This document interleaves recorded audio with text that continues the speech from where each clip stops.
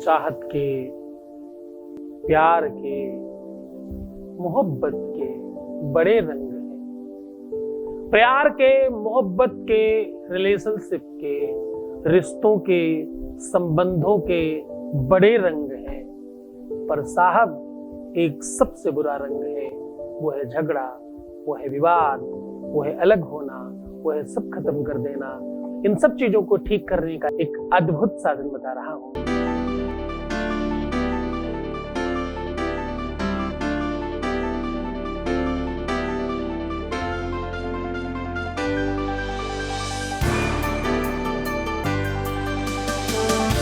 आप देख रहे हैं लव विद एस्ट्रोलॉजी।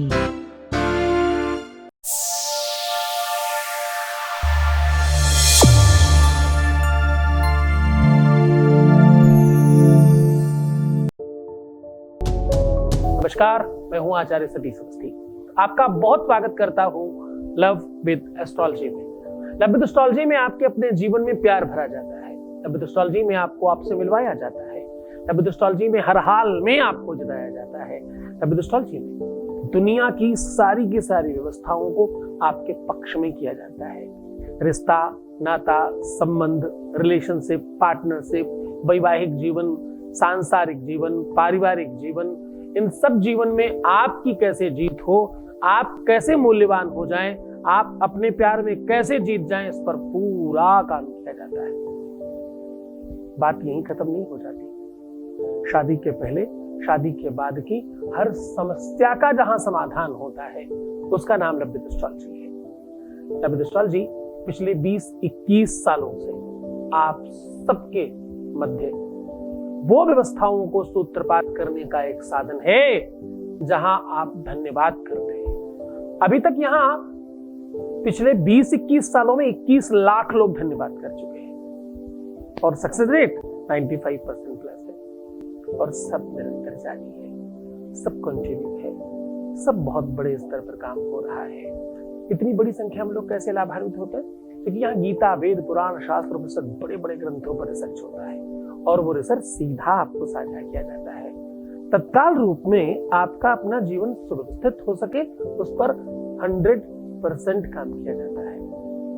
आप कैसे और बेहतर हो सके, आप कैसे अपने आप को संभाल सके, कैसे, आपको पता है प्यार में जीतने का गुरुमंत्र बताऊं? प्यार में जीतने का एक बड़ा गुरुमंत्र है,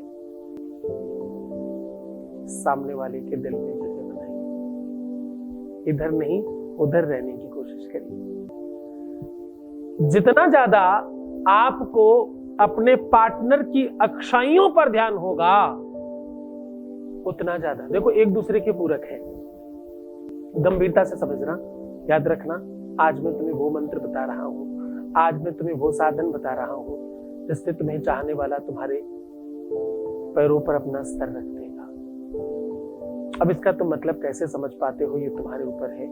मैं तो तुम्हें बड़े सात्विकता से कह रहा हूं, पैरों में सर रखने के बड़े सारे कारण होते हैं, बड़े सारे तरीके हैं। सामने वाला नतमस्तक हो जाए तो मतलब सर रख दिया। उससे पहले मैं तुम्हें सिखा रहा हूं कि तुम कैसे जीत सकते हो। जीतने के दो बहुत बड़े भाव हैं। एक ये कि आपको इतना अत्यधिक प्रेम है तो उसकी हर बात में तुम्हें अच्छाई नजर आती है, उसकी हर अदा में तुम्हें प्रेम आता है। जैसे छोटे बच्चे के चलना, उठना, बैठना, सबसे लाड आता है। ठुमके चलत रामचंद्र, ध्यान समझना, एक एक लाइन बहुत अंदर गहरे उतर रही है, वैसे ही समझने की कोशिश करना। तुम्हें एजुकेट कर रहा हूं। ठुमके चलत रामचंद्र, बाजत पे जनिया। और इस पद में बड़ी अच्छी लाइन आपने ली है। माताएं बलाएं ले रही हैं, नजर उतार रही हैं। अब सामान्यतः देखा जाए तो इसमें कुछ खास बात नहीं है। एक बच्चा चल रहा है बस, लेकिन नहीं, दर्शन है।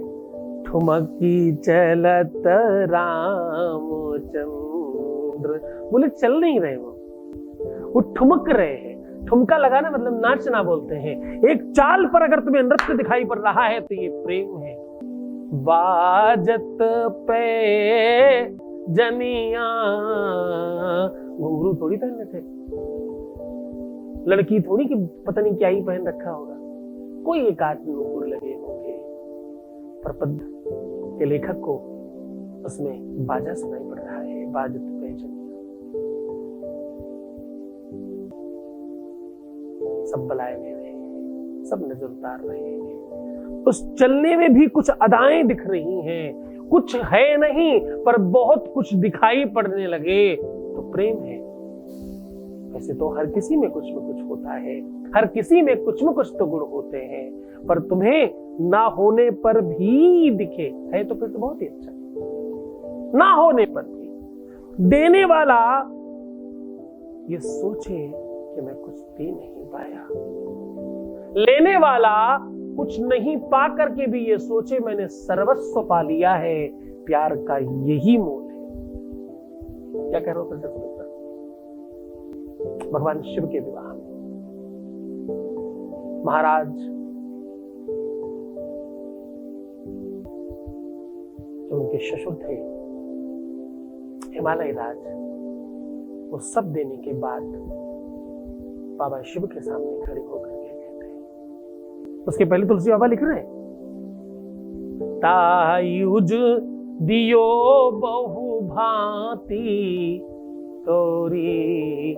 वो कह रहे हैं बहुत बहुत प्रकार का दाइज दिया, और उसके बाद हाथ जोड़कर कहते हैं मुझ अकिंचन को क्षमा करना, इस दास पर दया बनाए रखना भोलेनाथ। कुछ नहीं दे पाए, कुछ नहीं कर पाए। ये भाव तुम्हें गांव में, शहरों में जो बहुत संस्कारी लोग हैं उनमें दिखता है। जब कोई घर से चलने लगता तो हाथ जोड़कर कुछ कर नहीं पाया, सेवा नहीं कर पाया। आप तो बहुत श्रेष्ठ हो, बहुत बड़े हैं, अपने घर में तो पता नहीं आप कैसे ही राजाओं की तरह रहते होंगे, मुझ गरीब के यहाँ पधारे आप। तो जब आप इस प्रकार की बात करते हैं तो आपकी श्रेष्ठता बढ़ जाती है। देने वाला सब कुछ देकर कह रहा है कि मैं कुछ दे नहीं पाया, लेने वाले ने कुछ भी नहीं पाया फिर भी कह रहा बाप रे पूरा साम्राज्य दिया है आपने। एक बोझिल है, कुछ नहीं पा करके भी, और एक सब कुछ देने के बाद कुछ नहीं होने पर भी अपने आप को लदा हुआ पा रहा है। हमने सब उतार कर दे दिया, किसी को हल्के हो गए फिर भी हमें बोझा लग रहा है, किसी को दिया ही नहीं, सब मेरे पास ही है। लेने वाले ने कुछ नहीं पाया फिर भी ये समझ रहा कि मैंने पूरा विश्व पा लिया है। यही प्रेम का सत्कार है। माँ अगर बच्चे को दूध नहीं पिलाए तो आप सच मानना किसी वृद्ध महिला से, किसी से निवेदन करके कभी पूछना अपनी माँ से, दुग्ध अपने यहाँ बाहर आने लगता है। बिना पिए, बिना हाथ लगाए अपने आप बाहर आने लगता है। ये पता क्या है? ये ममता का उद्गार है, ये प्रेम है। कुछ नहीं करना पड़ता, कोई कोशिश नहीं करनी पड़ती। गाय भैंस को देखिए, पशुओं पक्षियों में भी वही सब बात है। प्रेम तो एक ऐसी दशा है, ऐसी व्यवस्था है, ऐसा चिंतन है, ऐसी सोच है, ऐसा अद्भुत एहसास है जिसके आगे सब खत्म है। पाषाण में, पत्थरों में, कंकड़ों में, दीवालों में जिनमें जान नहीं है, उनमें भी प्रेम दिखता है। कभी मुरझाए से पेड़ को हाथ लगाकर देखना, ऐसा लगेगा मानो वो उठना चाहता है। कभी किसी पत्ती को पकड़कर एहसास करना, मानो लगेगा तुम्हें उससे बात करना चाहिए। किसी लगे हुए पुष्प को पकड़कर देखना और टूटे हुए पुष्प को पकड़कर देखना, दोनों में आपको जिंदा और मृत्यु का अंतर पता चलेगा। पर यह पता करने के लिए तुम्हें भी वही होना पड़ेगा। किसी भी चीज का एहसास करने के लिए तुम्हें भी उधर ही होना पड़ेगा। तुम कब हार जाते हो? तुम कोशिश कर रहे होते हो इसलिए हार जाते हो, तुम सहज नहीं होगा। कभी ऊपर से गिरते हुए पानी कि बूंद ने कहा कि मैं कोशिश कर रही हूं नीचे जाने की, नहीं, ये तो जबरदस्ती गिरी जा रही। कोई चीज ऊपर उछाली, वो नीचे आ गई। अब इसने कोशिश नहीं करी नीचे आने की, वो सहज था, गिर पड़ी। तुम वो प्रयत्न कर रहे हो जो नहीं है, जो है उसे तुम भूल बैठे हो। बस खुद को पहचानने की कोशिश करो। कोशिश करनी ही है, प्रयास करना ही है, तो उस पर कोशिश करो ना। किस पर? खुद को जानने में। तुम क्या हो? तुम कौन हो? तुम्हें क्या चाहिए? तुम जैसे ही खुद को जानोगे तो तुम मानोगे, तुम पाओगे कि तुम हो, और उसके बाद सब बहुत बढ़िया हो जाएगा।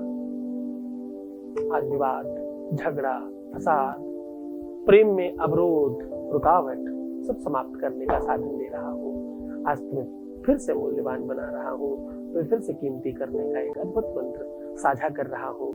सच मानना, मैं अपनी समझ में तो तुम्हें रिच कर रहा हूँ। ये संपदा, ये धन, ये वैभव बहुत भाग्यशाली लोगों को मिलता है। तुम बहुत भाग्यशाली हो कि तुम्हें कोई प्यार करता है, और वो बहुत भाग्यशाली है जिसे तुम बहुत प्यार करते हो। तुम बहुत प्यार में हो, तभी तो मेरी बातें सुन रहे हो। मैं कुछ भी कह रहा हूँ, मुझे कुछ आता जाता नहीं, मुझे कुछ बहुत ज्ञान नहीं है, पर फिर भी तुम्हें कुछ बताता हूँ, तुम सुनते हो, समझते हो, शायद इसीलिए सब ठीक हो जाता है। ये संबंध, ये व्यवहार बनाए रखना। सीधा तुम्हें ताकत बताओ, तरीका बताओ, ढंग सिखाओ, वो बता दूं कि तुम्हें कैसे सब ठीक होता है। उसके पहले तुम्हारे बीच का एक अनुभव, तुम्हारे बीच का एक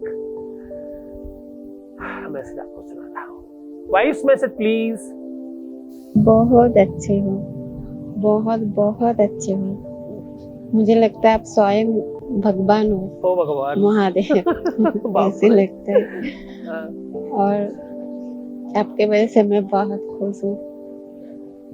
2 दिन से सब कुछ अच्छा चल रहा है। Thank you Guruji, thank you so much. Thank you so much भैया। लेकिन भगवान तो भगवान है, मैं इंसान हूँ, मुझे इंसान ही रहने दो। पता है मैं खाना खाता हूँ 24 घंटे में कुछ घंटे ही सही पर सोता हूँ, खोज करता हूँ, मुस्कुराता हूँ, हंसता हूँ, रोता हूँ, गाता हूँ। भगवान ये सब नहीं करता। बिनु पग चलहि सुनहि बिनु काना, को विधि धर्म करे विधि नाना। जो आनंद सिंधु सुख राशि, सी करुते त्रयी लोके सुपासी।